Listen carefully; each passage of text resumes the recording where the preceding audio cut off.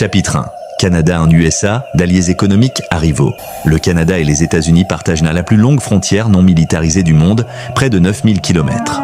Mais au-delà de la géographie, c'est surtout une interdépendance économique exceptionnelle qui les unit depuis plus d'un siècle. Les États-Unis sont le premier partenaire commercial du Canada et vice-versa. Plus de 800 milliards de dollars de commerce bilatéral chaque année. Environ 75% des exportations canadiennes vont aux États-Unis. Chaque jour, près de 2 milliards de dollars de marchandises traversent la frontière.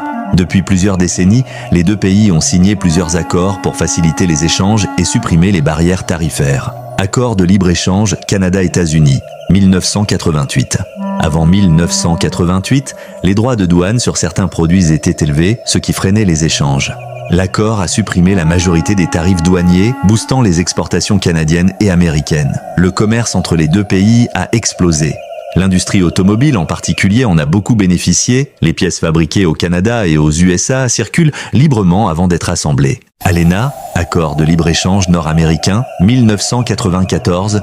Cet accord a été signé avec un troisième partenaire, le Mexique. Objectif, créer la plus grande zone de libre-échange au monde. Cet accord a permis la suppression de la plupart des barrières douanières entre les trois pays.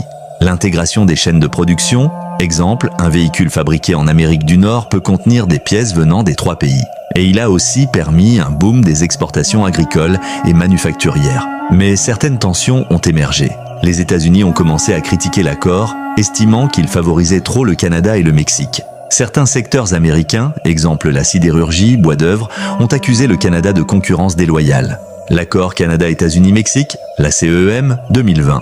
En 2017, Donald Trump, alors président, décide de renégocier l'ALENA qu'il juge injuste pour les États-Unis. Résultat, en 2020, l'ALENA est remplacée par la CEM.